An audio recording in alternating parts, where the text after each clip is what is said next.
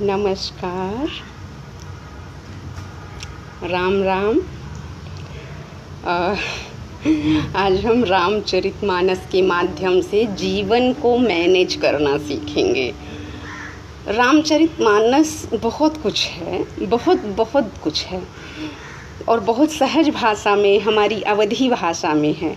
तो रामचरितमानस कैसे जीवन को सुलझाने का सूत्र देता है, ये हम देखेंगे।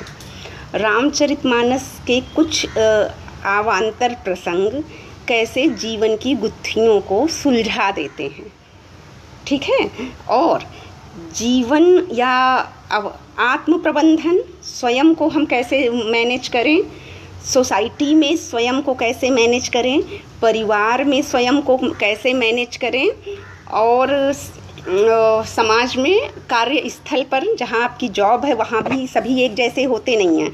तो स्वयं को कैसे प्रबंधित करें, कैसे स्वयं को संवारें और स्वयं का रिप्रेजेंटेशन, अपना प्रस्तुतिकरण कैसे बनाएं। तो इसका जो सूत्र है ये हम रामचरितमानस से लेंगे और यहाँ राम ने यह ज्ञान दिया है। तुलसी बाबा लिखते हैं कि बताते हैं कि आप जब बहुत कुछ जल्दी जल्दी बटोरना चाहते हैं, बहुत, मैं यहाँ प्रसंग नहीं ला रही हूँ, सीधे से बात में आप लोग को सीधे बताती जा रही हूँ कि जो बहुत ज़्यादा जो है अचीव करने की कोशिश करते हैं, बहुत ज़्यादा उन्हें पाना होता है, वह उलझते हैं। किसी को इम्प्रेस कर रहे हैं या किसी के सामने अच्छा बन रहे हैं या किसी के सामने श्रेष्ठ बनने का भौकाल कर रहे हैं, ठीक है। देखिए, तुलसी बाबा लिखते हैं, थोरे ही मह सब कहूँ बुझाई, सुनहु तात मति मन चितलाई, मैं अरु मोर तोर मैं माया, जही बस कीन है जीव निकाया। मैं अरु मोर तोर तय माया, बस यही एक ऐसा प्रसंग है जिसमें सभी उलझे हैं। हम एक स्तर पर कैसे समग्र को समझें, हम श्रेष्ठ हैं तो हम अपनी श्रेष्ठता हमें प्रमाणित करने के लिए किसी को छोटा दिखाने की ज़रूरत ना पड़े। अपनी डिग्निटी याद रखो, ऐसा ना बोलने की ज़रूरत पड़े। तो क्लर्क को डांट दें, घर में सर्वेंट्स को डांट दें, उसकी ज़रूरत ना पड़े। देखिए, बस फिर से मैं दोहरा रही हूँ, शुरुआत है। थोरे ही मह सब कहूँ बुझाई, सुनहु तात मति मन चितलाई, मैं अरु मोर तोर तय माया, जही बस कीन है जीव निकाया। ठीक, समस्त जीव कहाँ उलझते हैं, हम सभी कहाँ उलझ जाते हैं।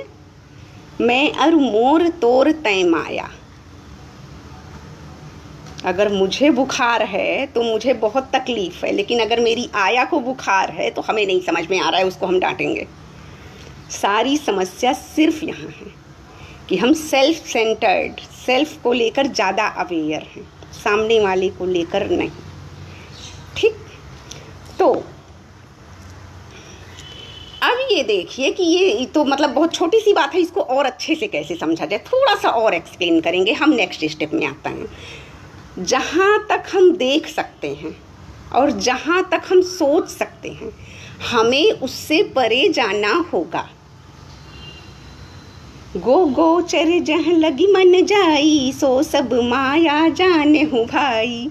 गो और गोचर, गो मतलब गाय नहीं, गो मतलब इंद्रियाँ, और गोचर जहाँ तक दिखाई देता है, जहाँ तक हमें दिखाई देता है और जहाँ तक हम सोच सकते हैं।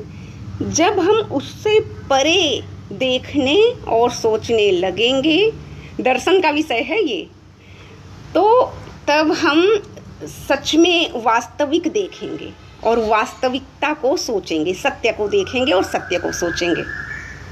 ठीक, तो इस भेद को हमें जानना चाहिए।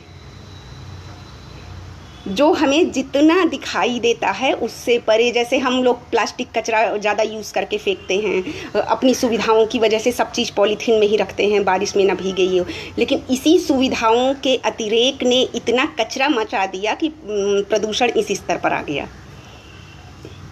लकड़ियों की डिमांड, कुछ जंगल कटे लकड़ियों की डिमांड में, और कुछ जंगल रास्ता बनाने के लिए कटे। ठीक है, तो हमने सिर्फ अपनी सुविधाएं देखी। हम जब उससे परे देखेंगे, जो नहीं दिख रहा है उसे देखने का प्रयास करेंगे कि ये जो सब सुविधाएं हमें मिल रही हैं या हम पा रहे हैं, इसकी हम कहीं कोई बहुत बड़ी कीमत तो नहीं चुका रहे हैं। वहाँ से आपकी विद्या, आपका ज्ञान शुरू होता है। ठीक है, तो जब हम उस ज्ञान को जानेंगे, हम इस ज्ञान को नहीं जानेंगे कि दुनिया की सबसे बड़ी रोड ग्रांड ट्रंक रोड है, देश में इतने राजमार्ग हैं, इतने नेशनल हाईवे, इतने ये हैं। ठीक है, सिर्फ इसको गूगल मैप पे देख के हम ज्ञानी नहीं हैं, बल्कि इसकी हमने क्या क्या कीमत चुकाई है। जो सड़कों पर फ्लाई ओवर से ओवर बनते जाते हैं, उसकी वजह से जो बड़ी बड़ी इमारतों में सैकड़ों एसी के लगे हुए हैं, वहाँ उनका प्रभाव पशु पक्षियों पर किस रूप में पड़ता है, जिनसे पर्यावरण का संतुलन बिगड़ रहा है। वो जब हम देखने लगेंगे तब हमारा ज्ञान शुरू होगा, नहीं तो हमारी खाली डिग्री भर रह जाएगी, बक्से वाले में बंद वाली। तो इसके अलावा जो भी सब है वो बेवकूफ़ी, अविद्या, माया है। ठीक है, और मेरी एक मित्र हैं, उनके घर जब जाओ तो सारे कमरों की एसी इसलिए ऑन कर देते हैं क्योंकि उनके यहाँ बिजली का बिल फ्री है। तो भाई साहब, आपका तो ठीक है, लेकिन आप उन प्रांत को याद करें जहाँ 12 घंटे की बिजली कटती है। देश की जनसंख्या और देश की ज़रूरत के हिसाब से हमारे यहाँ उत्पादन बहुत कम है, और उत्पादन कम है, उस कम उत्पादन का भी बराबर समान वितरण नहीं हो पाता। इसीलिए अमीर बहुत ज़्यादा अमीर है और गरीब बहुत ज़्यादा गरीब होता जाता है। ठीक है, तो हम अब ये देखेंगे कि इसके लिए हमें जहाँ तक हम देख सकते हैं, जहाँ तक हम सोच सकते हैं, उससे परे हम देखें और सोचें, तो वहाँ से हमारे ज्ञान का ककहरा शुरू होगा। और उससे पहले वाला सारा निरक्षरता, अज्ञानता, माया, अविद्या, सीधे शब्दों में कहें तो बेवकूफ़ी है। ठीक, अब देखिए, तो इससे हमें लाभ क्या होगा, ये प्रश्न उठता है कि हम क्यों देखें। हम इतने देखेंगे जितना हमें दिखाई देता है कि सामने मेरे घर बना है। ठीक, तो इसका जवाब ये है कि जितना आप देख सकते हैं, सिर्फ वहीं तक का जीवन आपका दुखों का मूल है। और उससे परे जब आप देखने लगेंगे तब आप सुखी संतुष्ट हो सकेंगे। एक दुष्ट अतिशय दुख रूपा, जा बस जीव पराभव कूपा। एक जो है, जहाँ तक हम नहीं दिखाई देता है और जहाँ तक हम सोच सकते हैं, सिर्फ वहीं तक रहेंगे, तब हम कुएं का मेढक बन के रहेंगे। हम केवल इतना ही जानते हैं कि पृथ्वी गोल है, और हम पेरिस गए हैं, हम सिंगापुर घूमने गए हैं, तो हम सिर्फ एक गोले का चक्कर लगा रहे हैं। हम जब कृष्ण के उस रूप को देखेंगे जहाँ सटकोटि रुद्र सत दिक्पाल हैं, कितने सारे वहाँ जो है ब्रह्मांड हैं, कितना कुछ है, शतकोटि चंद्र शतकोटि सूर्य उसमें हैं, कृष्ण के उस रूप में, तब देखेंगे कि पृथ्वी जो है, जिसको हम लोग कहते हैं बहुत छोटा सा गेंद है। तो मतलब हम कूप मंडूक, चूँकि हम जो हमारी आत्मा है, हमारा मन और मस्तिष्क है, इसकी क्षमता अनंत है, तो उसको हम कहीं बांध तो नहीं रहे हैं सीमित परिधि में। इस वजह से फिर हम कभी कहीं संतुष्ट भी नहीं होंगे, भटकते रहेंगे, मेरे पास ये भी है, वो भी है, वो भी है, लेकिन अब कितना चाहिए ये नहीं पता, क्या चाहिए ये नहीं पता। तो इस परिस्थिति में, इस कंडीशंस में हमें परे देखने, परे सोचने की ज़रूरत है। एक रचई जग गुण बस जाके, प्रभु को प्रेरित नहीं निज बल ताके। ये जो है, जो उपलब्धियाँ, जो हमारी दृष्टि की सीमाएं हैं और हमारे चिंतन की जो सीमाएं हैं, वह भी ईश्वर की मर्जी से हैं, इसलिए कि आपके पास एक खुला चांस है, आप उससे परे जाते हैं कि वहीं तक रहते हैं। ईश्वर अविद्या की रचना, पूरे माया से ये सारा संसार या चीज़ें इसीलिए आती हैं कि आप बैठ के अपनी समस्याओं का केवल रोना रो सकते हैं, या उससे परे क्या किया जा सकता है ये भी सोच सकते हैं।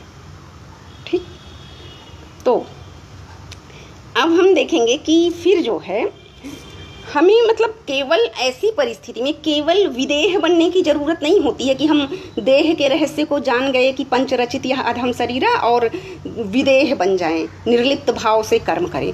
हमें चिंतन मनन, अपनी एक्टिविटीज़, अपनी भावनाओं में, अपने सांसों की गति में भी शुद्धिकरण की ज़रूरत पड़ती है। सिर्फ शरीर की मुक्ति कि हम भगवा वस्त्र पहन लिए या हम बहुत साधारण जीवन रहने लगे, वही एक उपलब्धि नहीं है। तो फिर उपलब्धि के लिए हमें एक, या हम सादा भोजन करते हैं, सिर्फ उबला हुआ खाते हैं, जूस पीते हैं, वो भी नहीं है। वो है लेकिन उससे परे फिर चिंतन मनन, अवबोधन और अप्लाइड, हमारी नॉलेज कहाँ कैसे अप्लाई हो रही है, अप्लाइड नॉलेज करना पड़ेगा। चिंतन का एप्लीकेशन बना के दूसरी जगहों पर लगाना पड़ेगा, फिक्स करना पड़ेगा। तब हम जीवन को प्रबंधित करने की नई मेथोडोलॉजी डेवलप कर सकते हैं।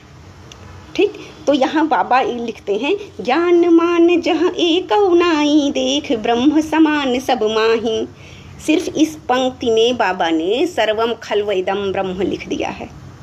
सर्वम खलु इदं ब्रह्म, सब में वही एक चेतना है, प्रकाश है। ये हम अपने चिंतन की पराकाष्ठा में जाकर ही देख पाएंगे। ठीक,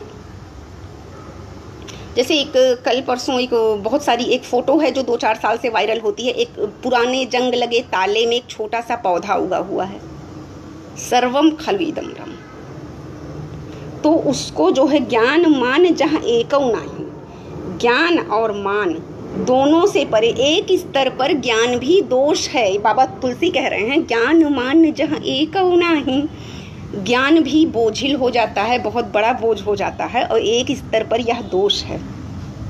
तो वह किसी स्तर पर जहाँ दंभ अहंकार हो, तो उसे हम परे रखकर कैसे सब में जो एकदम हमसे विपरीत है उसका भी जब हम समान सम्मान कर सकें, ये होता है जीवन प्रबंधन। तब जाके जो है ये होगा कि हम देख ब्रह्म समान सब माही, सब में उस परम तत्व का दिग्दर्शन कर सकेंगे। कहियतात सो परम विरागी, तृण सम सिद्धि तीन तन त्यागी। पहले हमारा जीवन आरंभ होता है अर्जित करने के लिए। हम एमए में टॉप करें, बीए में टॉप, गोल्ड मेडल लाएं, और स्कूल लेवल पर टॉप करते जाएं, एनडीए यूपीएससी क्लियर करें। ये लौकिक सिद्धियां हैं। और जो बाबा ने लिखी है या शास्त्रों में लिखी है, अष्ट सिद्धियां, अड़िमा महिमा लघिमा, ये सारी, तो ये जो अष्ट सिद्धियां हैं उनका भी एक स्तर के बाद हमें परित्याग कर देना चाहिए, नहीं तो यह भी अहंकार मूला हो जाती हैं, अहंकार को जन्म देने वाली हो जाती हैं। तो एक स्तर पर हमें अष्ट सिद्धियों का भी परित्याग करना होगा। सिद्धियों को अर्जित करना एक स्तर का ज्ञान है, लेकिन ज्ञान से भी परे हो जाना, विचारों से मुक्त होना, ये वेस्टर्न कॉन्सेप्ट है कि अपने ही विचार का बोझ लेकर आप ना चलें, ज़रूरत पड़ने पर उससे भी मुक्त हों। वही चीज़ें बाबा लिखते हैं, ज्ञान मान जहाँ एकौ नाही, ज्ञान और मान दोनों का अगर आप परित्याग कर सकते हैं। ज्ञान का परित्याग आसान नहीं है, लेकिन आसान कहाँ, एक जगह और हुआ है, जब शंकराचार्य गाते हैं भज गोविंदम गोविंदम भज मूढ़मति। जब उन्होंने उपनिषद और गीता पर भाष्य लिख दिया तब कहा कि मूढ़मति। उस ज्ञान की पराकाष्ठा को पाकर और फिर गोविंद का भजन करने लगे मूढ़मति की तरह। तो यहाँ है ज्ञान मान जहाँ एकौ नाही, ज्ञान और मान से मुक्त हो गए। और इसमें 18 होते हैं समस्याएं, ये उपलब्धियां हों चाहे विकार हों, 18 होती हैं। 18 कौन सी हैं ये देखिए। मान, हम बहुत कुछ हैं, यूनिवर्सिटी में रहते हैं। दंभ, हिंसा, क्षमा राहित्य, क्षमा ना कर सकने की शक्ति, टेढ़ापन, आचार्य की सेवा का अभाव, सेवा भाव ना होना। आजकल कैसे लोग गुरुओं का चरण स्पर्श करते हैं, सर हेलो गुड मॉर्निंग, अपवित्रता विचारों की भी होती है, शरीर की भी होती है। शरीर की अपवित्रता को माफ़ किया जा सकता है, लेकिन विचारों की अपवित्रता, चिंतन की अपवित्रता, भले कोई देखता नहीं है लेकिन उसकी माफ़ी नहीं होती। अस्थिरता, एक काम में दीर्घ काल तक मन ना लगना, अस्थिरता। मन का निग्रहित ना होना, मन का एक तरफ मन को रख कर तब आप किसी काम में लगे, ऐसा नहीं। आप काम कर रहे हैं, आपके मन में 10 चीज़ें चल रही हैं, वो सबसे बड़ी समस्या है। इंद्रियों के विषय में आसक्ति, इंद्रियां अपनी अपनी अपने विषय में खाली भटक रही हैं। आप 4 घंटे से पढ़े, आपको कुछ नहीं समझ में आया, ये भी एक समस्या है। अहंकार, अगर आप सब अचीव कर लिए तो अचीवमेंट, मैं ये हूँ।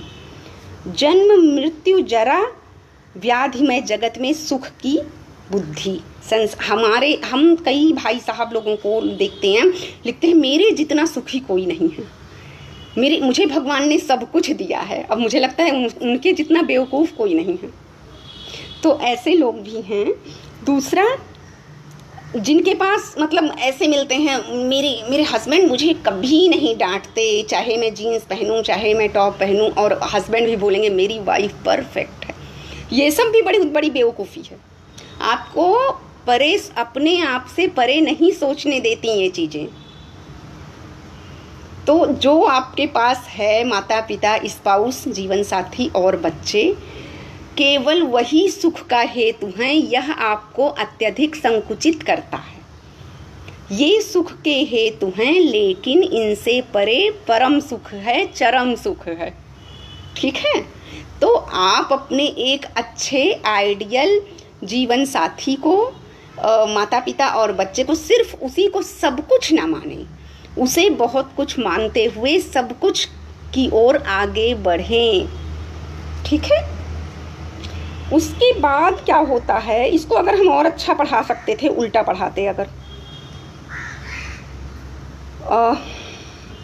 ममता, इष्ट और अनिष्ट की प्राप्ति में हर्ष शोक, सुख दुख समय कृत्वा लाभा लाभो जया जयो, दुख में अत्यधिक दुखी हो जाना, सुख में बहुत ज़्यादा अत्यंत उत्साह, ये सारी समस्याएं हैं। भक्ति का अभाव भी समस्या है। एकांत में मन ना लगना, ये सबसे बड़ी समस्या है। हम लोग एक ट्रिक करते हैं, 1 घंटे के लिए फ़ोन और टीवी कुछ नहीं यूज करना है, और पढ़ना भी नहीं है, केवल अकेले रहना है, अपनी तरफ से कुछ नहीं करना है। अगर आपका तब मन लग गया तो आप सही रास्ते पे चल सकते हैं, जाग सकते हैं, आत्मा जागृत हो सकती है। तो ये हम लोग करते हैं। उसके अलावा विषयी मनुष्य के संग में प्रेम, जो हमेशा गंदी गंदी बातें करे या टाइम पास करे, मॉल शॉपिंग में घूमे, विषय में लिप्त रहने वाला हो, वो संग। तो इसको हम 18 बताए हैं। नित्य अध्यात्म की स्थिति और तत्व ज्ञान जिससे हो, इसको उल्टा थोड़ा सा समझ लेते हैं। पहले तो आप अपनी संगति ऐसी रखिए जो आपके लिए श्रेयस्कर हो, आपका टाइम पास ना करे, मन बहलाने वाला ना हो। त्रिनसम सिद्धि 3 गुण त्यागी, यही बता रहे हैं। 3 गुण सत्वरजतम, तो सात्विकता का भी त्याग करना होता है। तो सबसे पहले हमें जो है ऐसे लोगों का साथ लेना होता है जो श्रेयस्कर हों, हमारे लिए जो श्रेयस्कर हों, ऐसे लोगों का हमें साथ लेना होगा। तो सबसे पहले मित्रता के चयन में कौन हो जिससे मुझे अच्छा लगे, जिससे जीवन और नहीं तो फिर आप अकेले रहें। तो ये एक हो गया कि गलत के साथ दोस्ती, जहाँ टाइम पास हो, मन बहले, केवल मन का बहलाव, उससे आपको बचना होगा, इंटरटेन से बचना होगा। उसके बाद एकांत में मन लगे, फ़ोन, टीवी, इलेक्ट्रॉनिक सब बंद करके अगर आप 1 घंटे अकेले रहते हैं, 1 घंटे अकेले रहते हैं, कुछ मत करिए, पढ़िए भी नहीं, गाना भी मत सुनिए, और अगर उस समय आपको आपकी आत्मा का दिग्दर्शन हो सकता है, ये चांस है। उसके बाद भक्ति का भाव होना चाहिए, अपने प्रति सेल्फ कॉन्फिडेंस, भक्ति सबसे पहले आत्मा के प्रति होनी चाहिए। ठीक है? उसके अलावा कुछ मिला तो बहुत खुश नहीं होना है, कुछ नहीं मिला तो बहुत दुखी होने की ज़रूरत नहीं है। समय एक जैसा नहीं रहता, बदलता रहता है। बहुत ममत्व मोह नहीं होना चाहिए, ममता नहीं होनी चाहिए। आसपास के पदार्थ जो परिवार के सदस्य हैं वह सब कुछ नहीं है, ये ज़रूर जानें। जो संसार में आप स्वस्थ हैं, आप जी रहे हैं, आप बुजुर्ग हैं तो जीवन आपका संतुष्ट है, ये सब भाव से भी ऊपर उठना होगा। अष्ट सिद्धियों का त्याग यहाँ हम बता रहे हैं। अहंकार नहीं होना चाहिए, इंद्रिय की विषय में आसक्ति ना हो, मन निग्रहित रहे, मनोनिग्रह गीता के 2 अध्याय में भी है। स्थिरता हो, चित्त आपका एकदम स्थिर हो कि मुझे मच्छर काट रहा है लेकिन मैं पैर हिलाना नहीं चाह रही हूँ। पवित्रता हो, नहाए हैं या नहीं नहाए हैं। विचार और चिंतन एकदम अग्नि की तरह ज्वलित होना चाहिए, प्रकाशित होना चाहिए। ठीक है, ये आ गया। और सेवा का भाव हो, अपने से श्रेष्ठ जो हैं, इस परिस्थिति में भी जो हमसे श्रेष्ठ हैं उनकी हम सेवा करें। खुद श्रेष्ठ बन के ना बैठें कि हमें ज़्यादा आता है तो हम अपने गुरुओं का प्रणाम ना करें, ये नहीं होना चाहिए। टेढ़ापन नहीं होना चाहिए, उलझाव ना हो, सुलझा हुआ हो जाना चाहिए। क्षमा करने की शक्ति होनी चाहिए। अगर आपको कोई गाली दे रहा है तो भड़कने की जगह क्षमा करना है हमें। कोई हमें ठग लिया है, कोई जल्दबाजी में हमने 500 का नोट दे दिया, उसने वापस नहीं किया, बहुत सारी समस्याएं होती हैं। हमें क्षमा सीखना चाहिए, बहुत बड़ी क्वालिटी होती है। जस्ट सॉरी नहीं है क्षमा करना। हिंसा केवल चाटा मारने या लाठी मारने या बंदूक गोली मारने से नहीं होती है। वाणी से हिंसा ना हो, कर्म से हिंसा ना हो, चिंतन में भी हिंसा ना हो। हमारी मैथोलॉजी जो है, हमारी कहानियों में स्वप्न में राजा हरिश्चंद्र ने दान को देखा था और स्वप्न को भी उन्होंने पूरा किया। तो जो वो पॉजिटिविटी है, सत्यवादी हैं, तो स्वप्न में भी झूठ ना हो। उसी तरह से हिंसा के लिए भी स्वप्न में भी हिंसा का भाव नहीं होना चाहिए। दंभ और मान, ये 18 चीज़ें ना हो। तो फिर हो क्या? नित्य आध्यात्म, नित्य अपनी आत्मा के प्रति आप भरोसा रखें। वो कैसे रखेंगे?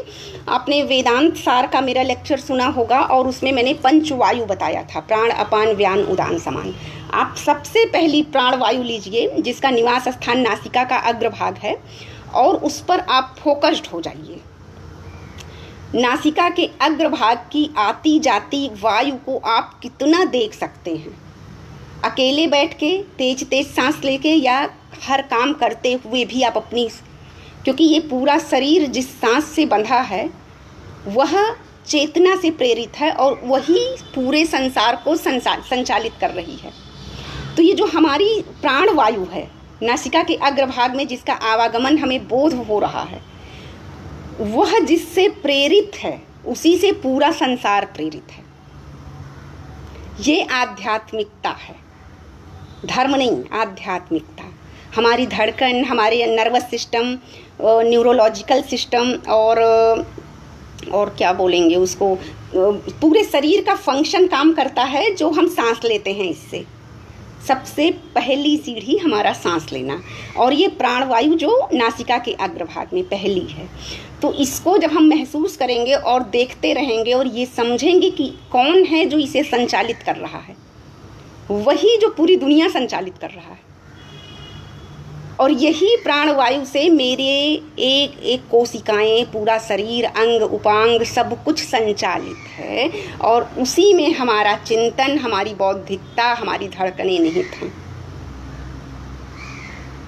तो इस स्तर पर होगा।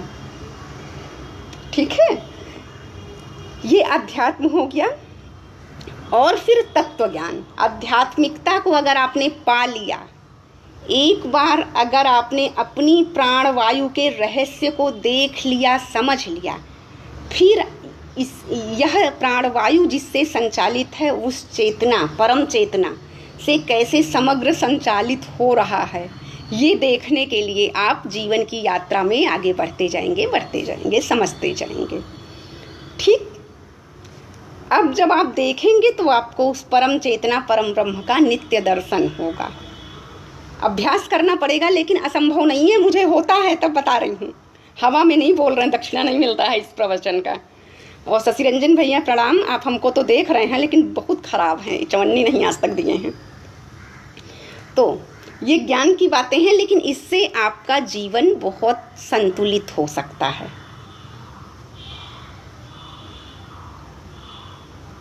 ठीक है, आप अपनी प्राणवायु को देखेंगे, प्राणवायु आपकी कैसे पूरे शरीर को संचालित करती है, सुव्यवस्थित करती है। और उसी वह प्राणवायु जिससे प्रेरित है, जहाँ से नियंत्रित है, उसी से पूरा संसार कैसे नियंत्रित है। एक बार इस रहस्य को देखना शुरू करिए, देखते देखते देखते देखते आप देखेंगे कि जीवन बहुत सुलझा हुआ सिंपल है। जीवन उतना जटिल नहीं है जितना हम लोग ओढ़े बिछाए हैं कि बहुत कष्ट है, बहुत दुख है, एकदम नहीं है। ठीक है, आगे देखते हैं कि अगर ये सब नहीं जानेंगे तो क्या होगा। आप ये कुछ ना जाने तो माया ईस न आपू कहूँ, जान कहे जो जीव, बंध मोक्ष प्रद सर्व पर माया प्रेरक शिव।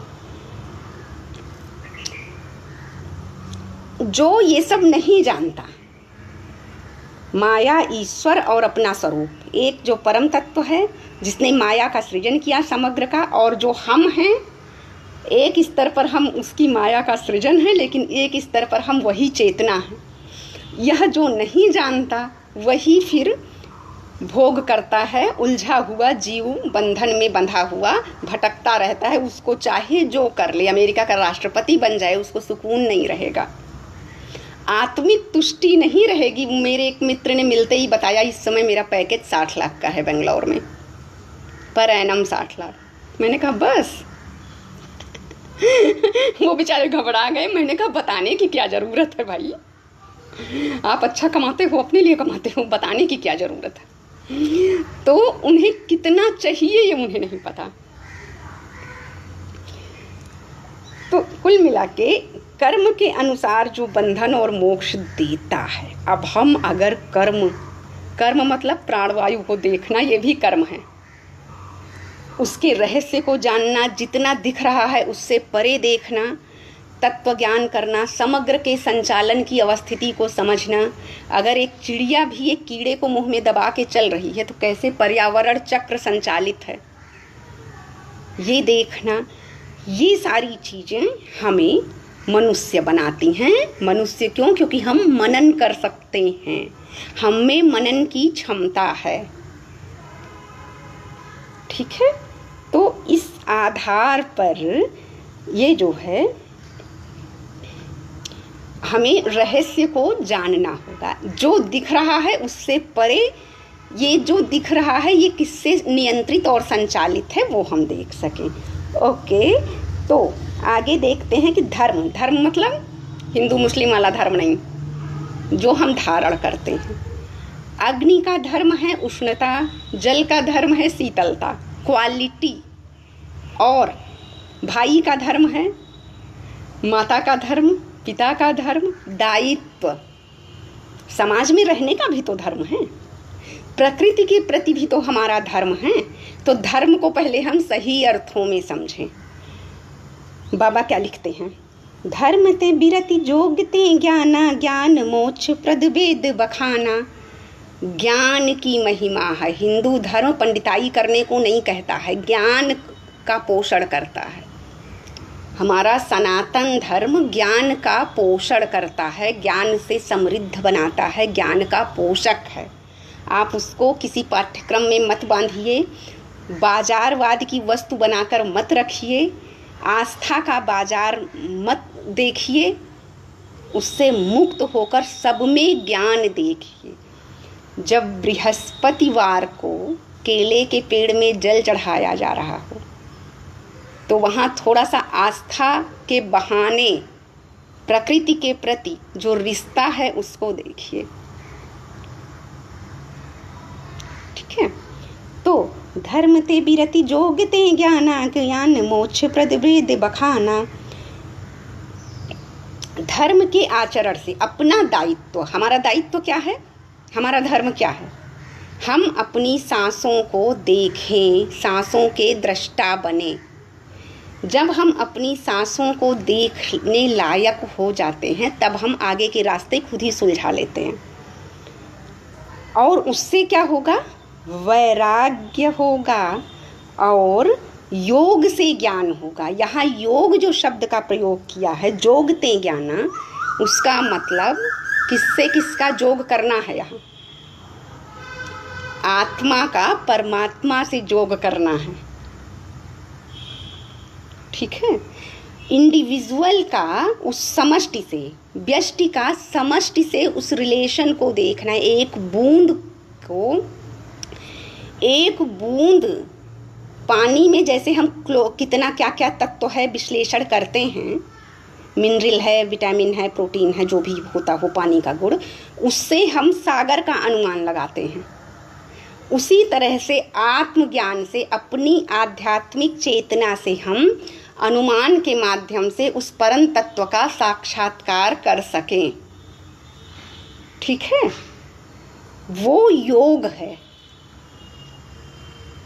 योग 112। लेकिन यहाँ के योग में वन और वो वन, ये वन व्यष्टि और वो वन समष्टि, दोनों मिलकर भी एक ही बनता है। इस रहस्य को जितना जान ले, तो ज्ञान ही एक ऐसा है जो मुक्ति देता है। मोक्ष का जो कॉन्सेप्ट है, मोक्ष की अवधारणा है, वो ऐसा नहीं है कि दुख खत्म हो जाएगा और सुख खत्म हो जाएगा, रिश्ता नाता खत्म हो जाएगा और क्या बोलते हैं, पति पत्नी, भाई बहन, बेटा बेटी, माँ बाप सब माया हैं, सब खत्म हो जाएंगे, ऐसा नहीं है। मोक्ष में ज्ञान के सर्वोच्च स्तर को आप पा सकते हैं।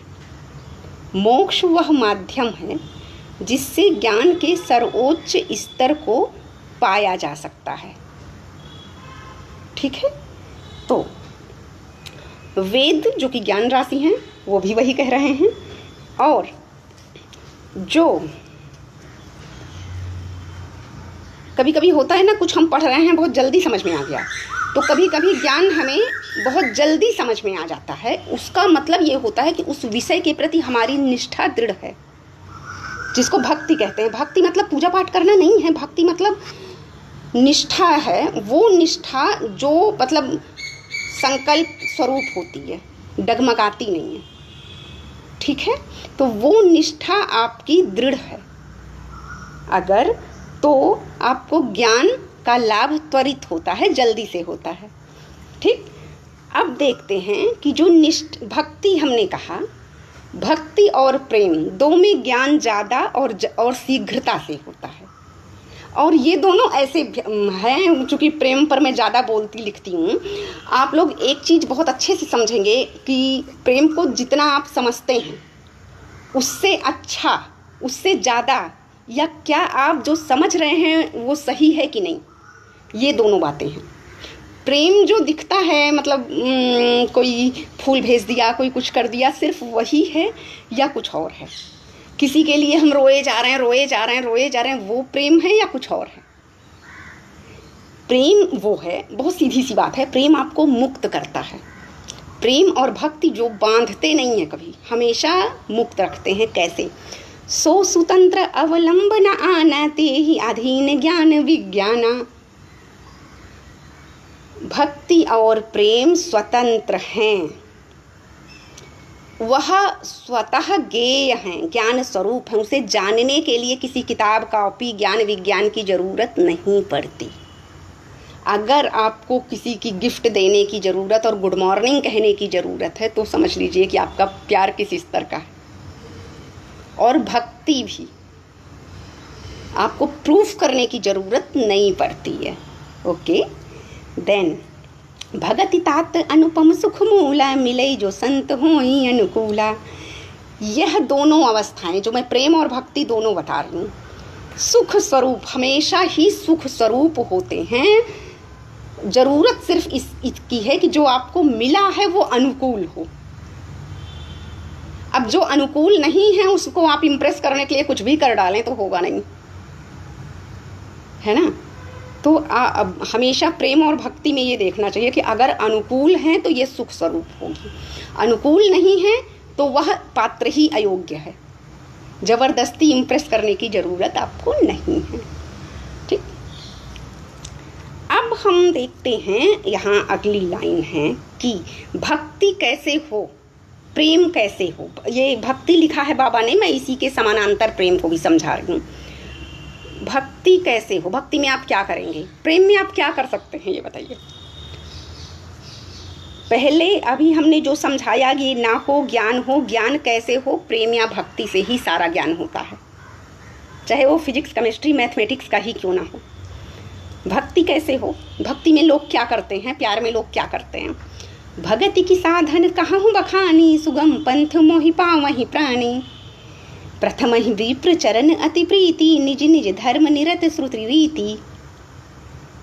भक्ति के जो साधन है वो बहुत आसान है। प्यार में भी बहुत सीधा रास्ता होता है, प्यार के रास्ते बड़े सीधे होते हैं, उलझते नहीं, कटीले नहीं होते। रात में भी रोना है और दिन में भी रोना है, वो प्यार है ही नहीं, बहुत सुख स्वरूप होता है। उसमें क्या होता है, ब्राह्मण के चरणों में प्रीति हो। देखिए ये जो शब्द है, प्रथम ही विप्र चरण अति प्रीति। विप्र का जो अर्थ है वो ब्राह्मण या कोई जाति विशेष नहीं है। विप्र मतलब विशिष्ट और प्रकृष्ट। अगर मैं कहती हूँ मेरा किसी से प्रेम है और उस प्रेम को प्रदर्शित करने के लिए मुझे ये रास्ता अपनाना है, प्रथम ही विप्र चरण अति प्रीति। सबसे पहला रास्ता उसके चरणों में अत्यधिक प्रीति हो। किसके, विप्र के। अब विप्र कौन हो गया, जो विशिष्ट हो और प्रकृष्ट हो। विप्र मतलब विशिष्ट और प्रकृष्ट। आप लोग को जातिवादी मानसिकता से खुद मुक्त रहने की जरूरत है, समाज अपने आप बदल जाएगा। ठीक है, निज निज धर्म कर्म नृत्य श्रुति रीति। और श्रुतियों के अनुसार कभी है ना भूख लगे ना प्यास लगे, वो नहीं करना होता है। भक्ति और प्रेम में अपने समग्र दायित्वों का निर्वहन करते हुए जो विशिष्ट और प्रकृष्ट है उसके चरणों में प्रीति लगानी होती है। मुड़े बैठ के प्यार नहीं मिलता कि हम प्रेमी के सर पे बैठ जाएं और कहें कि हम तुम्हें प्यार करते हैं, ऐसा एकदम नहीं है। इसी तरह सोने की मूर्ति बनवा लेने से घर में भक्ति नहीं आती है। चरणों में प्रीति होनी चाहिए, और यह प्रीति और यह भक्ति सब छोड़ के नहीं होती है, सब में रहकर वो प्रीति संतुलित किए रहो। ये नहीं कि अरे हमको तो ध्यान ही नहीं रहा, हम खाना बनाने में व्यस्त हो गए, हम आपका फ़ोन नहीं उठा पाए। सब करते हुए मैनेज करना पड़ता है, बहुत जटिल नियम है लेकिन आसान भी है, आपको संतुलित रखेगा। तो जीवन का प्रबंधन जब हमें करना है तो कर्म और अनुभूति, भक्ति और प्रीति वाले भाव को कैसे बैलेंस रखना है, संतुलन। ओके, उसके बाद देखिए इससे हमें मिलेगा क्या, ये तो कभी गलती से भी ना सोचो। ठीक है, पढ़ाई कर रहे हैं, अगर 90% नहीं आया बिल्कुल मत सोचो, आप पूरा सिलेबस आपका तैयार हो, बस दैट्स एनफ। एहि कर फल पुनि विषय विरागा, तब मम धर्म उपज अनुरागा। इसके फल से और विषयों से, दोनों से वैराग्य रहो। हमने तुम्हें इतना फ़ोन किया, फल मत सोचो, और विषयों से, इंद्रिय विषय जो हमें बांधते हैं उनसे वैराग्य हो, और तब जाकर आपको भक्ति और प्रीति में प्रेम उत्पन्न होगा, भाव उत्पन्न होगा। भाव जगाना ऐसे नहीं होता है कि वो 1 महीना से हमको गुड मॉर्निंग कह रहा है, बहुत जटिल है। तब उसके बाद क्या होता है, जब इस स्तर पर आए तो श्रवण मनन निधिध्यासन आदि 9 प्रकार की जो नवधा भक्ति है, गुण कथन, वो मन उसमें लगने लगेगा। इस स्तर पर पहुंचने के बाद मन उसमें लगने लगेगा। ठीक, उसके बाद कैसा लगता है, पूजा जी देख रही हैं, उनको ज़्यादा पता होगा कैसा लगता है। मम गुण गावत पुलक शरीरा, गद गद गिरा नयन बहुनेरा। किसी का बखान करते समय जब एकदम मज़ा आ जाए, आवाज़ गदगदा के निकले। आवाज़ निकलती कैसे है? प्राणवायु से ही। प्राणवायु जब मुखावयवों के घर्षण से बाहर आते हैं तभी तो शब्द बनते हैं, अक्षर बनते हैं। तो प्राणवायु में वो स्पंदन हो कि आवाज़, अक्षर और शब्द बहुत जो है तरंगित हों, अनायास ही आंखें डबडबा जाएं, मज़ा आ जाता है। ये भक्ति और प्रेम के लक्षण हैं, ठीक है। और जीवन इससे अनुशासित होता है, इसके बिना जीवन रसहीन है। उसके बाद क्या है, आगे देखते हैं कि इसके अलावा क्या हो। अगर हम अच्छे भक्त या अच्छे प्रेमी हैं, अच्छे साधक या अच्छे प्रेमी हैं, तो क्या हमें किसी से मतलब नहीं रखना चाहिए? नहीं, हमें संतों के चरण में अनुराग रखना चाहिए, प्रेमी के साथ या इष्ट के अलावा। संत चरण पंकज अति प्रेमा, मन क्रम वचन भजन दृढ़ नेमा। ईश्वर से प्रेम है, फिर संतों के जो उसके और भक्त हैं उनके भी चरणों में भी प्रेम होना चाहिए। मन क्रम वचन भजन दृढ़ नेमा, और अपनी ड्यूटीज मन से, कर्म से, वचन से दृढ़ रहना चाहिए।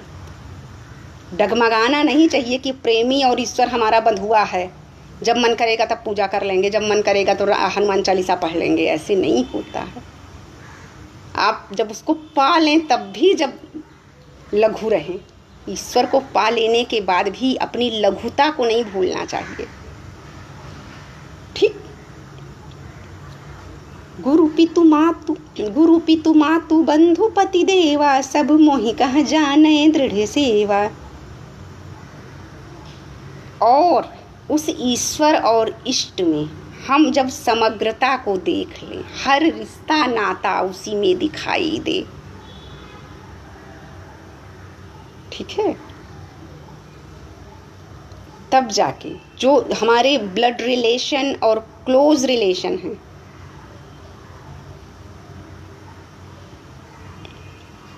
जो हमारे close relation and blood relation हैं, वह सारे मन के रिश्ते, खून के रिश्ते, आत्मा के रिश्ते सब हमें उसी में जब मिलने लगे,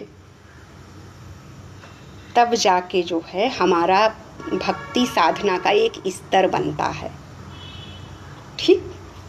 उसके बाद क्या होता है? छई वाला छोड़ दिया था क्या? काम आदि मद दंभ न जाके, तात निरंतर बस मैं ताके। इसके अतिरिक्त काम आदि मद दंभ, काम क्रोध मोह लोभ। तुमने फोन नहीं किया, फड़क उठे। काम मतलब केवल काम नहीं होता है, काम विकार वाला काम मतलब अपना काम निकलवाना भी होता है, ठीक है। जरा मेरा ये काम करना, वो भी काम ही होता है। और काम मतलब वह वाला काम, पुरुषार्थ वाला काम भी होता है, और काम मतलब विकार वाला काम भी। तो इन सब से जो है हम कैसे मुक्त हों, और ईश्वर तब हमारे हृदय में रहता है, आ जाता है, जब काम आदि मद दंध, हम उसके नशे से, हर चीज़ से मुक्त रहें। हम उसे पाकर भी ऐसे न रहें कि हम बहुत अभिमानी हो गए हैं या हम ईश्वर हमारा बंधुआ मजदूर हो चुका है। उस स्तर पर रहना होगा, तब वह ईश्वर, वह परम ब्रह्म हमारे अंतस में दिखेगा या उसका अधिष्ठान हो पाएगा हमारा अंतस, ठीक है। बहुत कठिन है। कौन दीपक भाई लिख रहे हैं? बहुत कठिन है भाई, लेकिन ज़िंदगी बहुत आसान हो जाती है, बहुत सुलझ जाती है। तो यहाँ हम बस ऐसे निशान लगाए थे, ठीक है। तो इससे क्या होगा? वचन कर्म मन मोरी गति, भजन करहि निहि काम। तिनके हृदय कमल महु, करहु सदा विश्राम। जो सुप्रीम पावर, समष्टि है, चेतना है, वह पूरा हम अपने भीतर देख लेंगे कैसे वचन, कर्म और मन से जब हम ज्ञान की साधना, भक्ति निष्ठा भक्ति से भजन मतलब एक्सपेरिमेंटल नॉलेज, प्रयोग, रेगुलर स्वाध्याय आदि होगा, और निष्काम सर्टिफिकेट और डिग्री बटोरने के लिए नहीं, अपने ज्ञान के, अपने मन मस्तिष्क के विस्तार के लिए होगा। तब जाके हमारे अंतस में वह समष्टि प्रतिभासित हो सकेगी, हम देख सकेंगे। ठीक है, अब जब आप इतना कर लेंगे तब जाके आप स्वयं को जीवन में कैसे संतुलित रखना है, और समाज में खुद को कैसे रखना है, और परिवार में कैसे रखना है। हम एक परीक्षा में फेल हो गए तो हमें कैसे रहना है, आखिरी थोड़ी ना है, ये सांस चल रही है ना, प्राणवायु का साधन करिए। बहुत सोचे थे कोई बड़ा लॉस बिजनेस में हो गया, फिर क्या दिवालिया पागल हो जाएंगे, आत्महत्या कर लेंगे? नहीं। जो हमारा सनातन धर्म और हमारी संस्कृति है, हमारी शिक्षा व्यवस्था है सनातन की, ये आपको जीवन के प्रति प्रेरित करती है। आस्था के प्रति दृढ़ करके जीवन में आप आस्था रखिए। आपकी सांस चल रही है ना, अगर आप अपनी सांस को महसूस कर सकते हैं तो आप कभी भी दुनिया बदल सकते हैं। सिर्फ एक सांस का महसूस करना बहुत बड़ी उपलब्धि है। तो प्राणवायु की उपासना करिए और सब कुछ संतुलित आप कर सकते हैं। हम ज़्यादातर लोगों से अपेक्षाओं का बोझ रखते हैं, और जिसे कोई नहीं ढोना चाहता पूरी दुनिया में। हम खुद सुलझते नहीं हैं, तो कहाँ हम में खामी आ रही है, इसका हम विश्लेषण करें। तुलसी बाबा को याद करते हुए पढ़ें। हमारे धर्म ने बहुत कुछ हमें दिया है। हमारे यहाँ समस्याओं से उलझना नहीं है, भागना नहीं है, समस्याओं का समाधान है। अगर आपको कोई सामने गोली भी मार रहा हो, तलवार लेकर आपके गर्दन पे लगा दे, आप अगर इतना महसूस कर लें, आत्मा अमर है, आप निर्भीक होके जो है प्राण दे सकते हैं। अगर आप गंगा में डूब रहे हो, बस इतना महसूस करें कि ये तो मोक्षदायिनी है, पतित पावनी है, आपका सारा डर निकल जाएगा। तो जो हमारी आस्था है वो किस तरह से अंतिम सांस के समय भी सुलझा हुआ रास्ता देती है। सुख स्वरूपा है हमारा धर्म। ठीक है, तो अब हम यहीं से इस प्रसंग को समाप्त करते हैं। चूँकि थोड़ा सा कठिन था और मैंने शॉर्टकट में बता दिया है कि अपने सॉफ्टवेयर का जो हमारा मन और मस्तिष्क है, मस्तिष्क तो कम से कम MRI में दिखता है, मन संवेदना, भावना, अनुभूति, इन सबको कैसे सुव्यवस्थित करें, फॉर्मेट कैसे करें। इसको फॉर्मेट करने का सिर्फ एक रास्ता है, आप प्राणवायु का संधान करें, रामचरितमानस के इस प्रसंग को बार बार सुने, समझें, जीवन में उतारें, निरंतर अभ्यास करें। आप अपने सॉफ्टवेयर को अगर फॉर्मेट कर लेंगे तो आप हमेशा एनर्जेटिक, दुगनी ऊर्जा से अपने आप को संभाल सकेंगे। और जब खुद को संभालना आ जाएगा तो परिवार और समाज अपने आप संभलने लगेगा। ठीक है, तो बाबा ने रामचरितमानस में बहुत ऊंची ऊंची थ्योरी दी है मैनेजमेंट की, उसको आप लोग स्वतः पढ़िए। जो हमसे भूल चूक हुआ हो उसके लिए माफ़ी। आप सभी का दिन शुभ हो और सबको नमस्कार। बहुत धन्यवाद शशि रंजन भैया। अब लॉकडाउन ख़त्म हो गया है मोटा मोटी, आप कुछ भेजिए। नमस्कार।